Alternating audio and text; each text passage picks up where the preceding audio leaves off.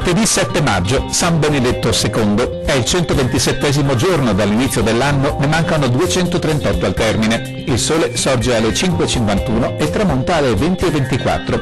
La luna si leva alle 7:44 e tramonta alle 23:05.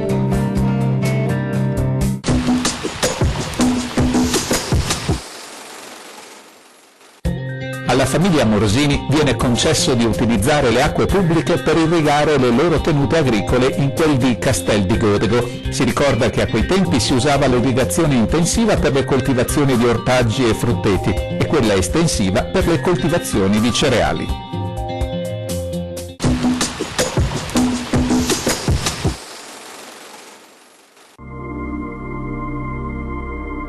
Le previsioni per domani. Iniziali parziali schiarite, in seguito cielo parzialmente nuvoloso, anche nuvoloso nel pomeriggio. Le precipitazioni saranno assenti al mattino, nel corso del pomeriggio aumento della probabilità a partire da ovest con fenomeni da sparsi a diffusi a fine giornata. Il limite neve sarà sui 1700-1900 metri nel pomeriggio e 1600-1800 metri in tarda serata.